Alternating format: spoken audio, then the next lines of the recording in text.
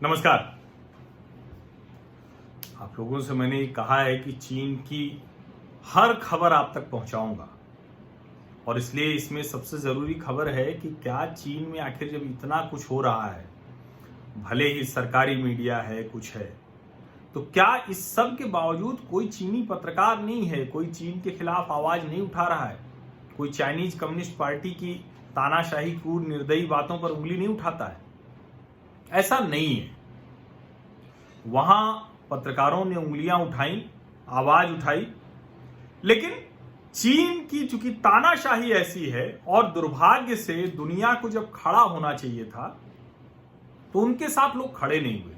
United Nations नहीं खड़ा हुआ, इंटरनेशनल कोर्ट ऑफ जस्टिस नहीं खड़ी हुई, जितने भी संगठन हैं, अंतर्राष्ट्रीय संगठन जिनकी जिम्मेदारी थी कि वो देखते कि नागरिकों के हक, मानवाधिकार, जितनी यूएन की ह्यूमन राइट्स काउंसिल, वो कोई नहीं खड़ी हुई। और अलग अलग समय पर हम बताते रहते हैं आपको कि कैसे चीन में क्या चीजें हो रही हैं और मैंने उसकी साजिश के तार भी बताए। लेकिन आप सोचिए कि चीन के अलग अलग मीडिया हाउसेज में काम करने वाले कितने पत्रकारों को चीन ने जेल में डाल दिया होगा। रिपोर्टर विदाउट बॉर्डर जो संगठन है उसकी रिपोर्ट बताती है कि biggest jailer in the world है ये जर्नलिस्ट के लिए।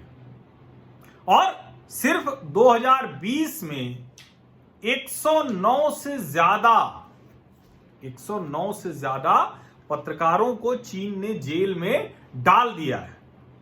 और जब मैं उनकी संख्या देखने गया तो बड़ा चौंकाने वाला है। उसमें नॉर्मल पब्लिशर्स भी जेल चले गए, यानी जो कोई भी चाइनीज कम्युनिस्ट पार्टी के खिलाफ कुछ लिख दे, शी जिनपिंग के खिलाफ कुछ बोल दे, और आप लगातार देख रहे हैं कि वो तानाशाही, वो क्रूर शासन कर रहा है, शी जिनपिंग को माओ बनने का शौक चढ़ गया है, तो आप कभी तो बोलेंगे।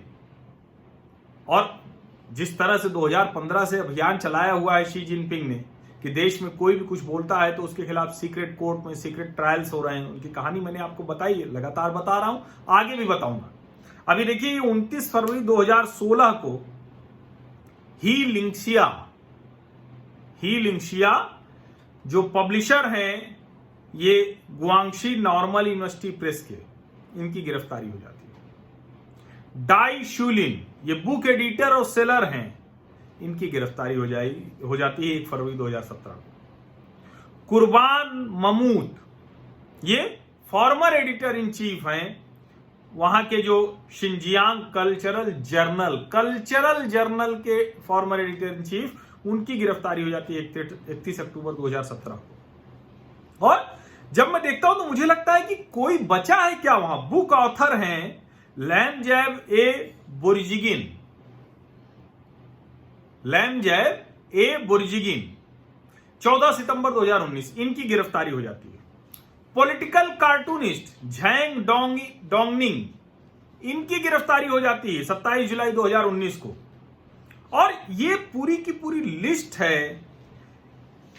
देखिए, अब मैं वही बता रहा हूं ना कि अब शिन्हुआ का इस्तेमाल पूरा चीन दुनिया भर में अपने स्पाइस के लिए करता है, जासूसी के लिए। सिन्हुआ का ही एक जर्नलिस्ट, इन्वेस्टिगेटिव जर्नलिस्ट ड्रू एरवेई, अब समझाया जाता है कि देखिए आप सब कुछ करिए लेकिन चाइनीज कम्युनिस्ट पार्टी की नीतियों पर सवाल मत खड़ा कीजिए। चीन के जो इनके मेंबर हैं, जैसे पोलित ब्यूरो के मेंबर होते हैं, वैसे वहां जो होते हैं उन पर मत सवाल खड़ा कीजिए। शी जिनपिंग की नीतियों पर मत सवाल खड़ा कीजिए। 4 जून 1989 की तो चर्चा भी मत कीजिए, सोचिए मत सोते वक्त भी, वरना कहीं अगर पकड़ में आ गए तो आपकी भी जान खतरे में है। लेकिन ड्रू एरवेई जो इन्वेस्टिगेटिव जर्नलिस्ट थे शिन्हुआ न्यूज एजेंसी के साथ, उनको इस समझ में नहीं आया और उन्होंने वो कर दिया और 17 अगस्त 2019 को इनकी गिरफ्तारी हो जाती है। ये सब जेल में हैं, जिनके भी मैं नाम ले रहा हूं। और सोचिए इसमें बुक पब्लिशर है, पब्लिशिंग हाउस वाला है, ऑथर है, कल्चरल मैगजीन का एडिटर है, पत्रकार है, इन्वेस्टिगेटिव जर्नलिस्ट है। ये वामपंथ ऐसे ही क्रूर तानाशाह है। इसलिए भी मैं कहता हूं कि मेरी इन वीडियोस को इसलिए भी ज्यादा से ज्यादा लोगों को बढ़ाइए कि भारत के विश्वविद्यालयों में वामपंथ को लेकर बड़ी रोजी पिक्चर पेश की जाती है। अब देखिए शिंजियांग यूथ, इसके एडिटर इन चीफ हैं एबेदुल्ला इब्राहिम, जाहिर है उइघर मुसलमान होंगे और इन्होंने शिंजियांग यूथ में कुछ लिखा होगा और उसकी वजह से इनकी गिरफ्तारी हो जाती है 24 मार्च 2019 की। और तो और टेंसेंट कंपनी का नाम आप खूब सुन रहे होंगे, उनके ढेर सारे इन्वेस्टमेंट हैं मीडिया हाउसेज में। उसके फॉर्मर जर्नलिस्ट को 20 अगस्त 2019 झैंग जियोलोंग को पुलिस पकड़ ले जाती है, आज तक पता नहीं। शिन्हुआ न्यूज एजेंसी के ही तेहरान अब्लिकिम को 24 मार्च 2019 को पुलिस पकड़ ले जाती है, जेल में है, कोई पता नहीं।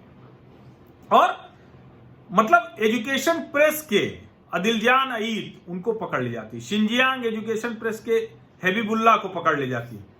वो लाइन लगी हुई है और कोई किसी के साथ खास वजह नहीं। और तो और पेरहात काजिम हैं, ये उइघर टेक्स्ट बुक एडिटर हैं, इनको पकड़ ले जाती है 24 मार्च 2019 को। और जब मैं इसमें नीचे आता हूं तो काशगर उइघर प्रेस के तो जाने कितने लोग 2019-20 में पकड़े गए हैं और इनके ऊपर, सबके ऊपर एक ही चार्ज है, Chinese Communist party Xi Jinping के खिलाफ ये बोल रहे थे। इसके अलावा कोई चार्ज नहीं। इसका मतलब ये हुआ कि वहां का विद्रोह, वहां के लोगों की भावनाएं, उस पर दुनिया ध्यान ही नहीं दे रही है। वहां के लोग इतना पीड़ित हैं, उनके मानवाधिकारों का हनन हो गया है, वो बंधक बन गए हैं, वो चीन को जेल जैसा बोल रहे हैं। लेकिन चीन दुनिया को चमत्कार दिखा रहा है, कंपनी दिखा रहा है, मैन्युफैक्चरिंग एसईजेड्स दिखा रहा है, स्पेशल इकोनॉमिक जोन्स दिखा रहा है, और दुनिया वही देख रही है।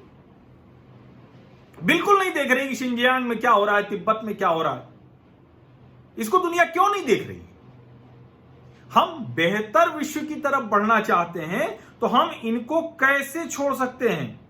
बीजिंग के news editor in chief Dai Jiang ऐसे, और ये लगातार, मतलब कोई ऐसा समय नहीं है जब न पकड़ा गया हो और किसी की गिरफ्तारी न हुई हो।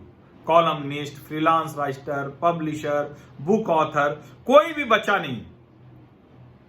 कोई भी जो वहां है, किसी भी तरह से अगर कुछ कोशिश कर रहा है तो उसको चीन की सरकार पकड़कर जेल में डाल रही है, अगर उसने जरा सा भी चीन की कम्युनिस्ट पार्टी के खिलाफ कुछ बोलने का साहस किया।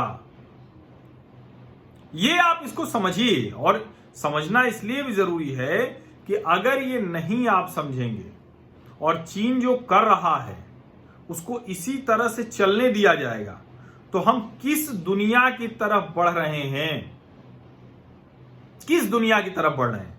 अब मैं खबर ये पढ़ रहा था तो एक वहां ब्लॉगर हैं, जैसे यहाँ टिकटॉक पे, यूट्यूब पे, ब्लॉगर पे ऐसे अलग अलग सेलिब्रिटी हो जाते हैं ना, तो ऐसे ही वहां की सेलिब्रिटी ब्लॉगर हैं लियू येनली। अब ये जो लियू येनली हैं, इनको अभी अभी 4 साल की जेल क्यों हो गई है? 45 वर्ष की ये हो गई हैं। अभी इनको 24 अप्रैल को 4 साल की सजा सुनाई गई। कहां? डोंगबाओ डिस्ट्रिक्ट कोर्ट, ये जिंगमेन सिटी है, हुबेई प्रोविंस। अब इसमें क्या है? चार्ज इनके ऊपर, हंसी आएगी आपको, picking quarrels and provoking trouble, ये इनके ऊपर आरोप है।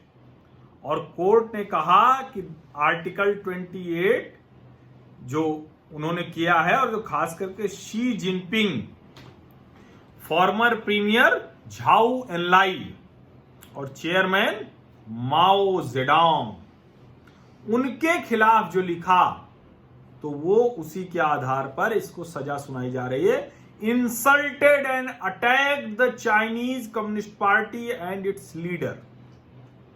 चीन की पूरी कहानी यही है।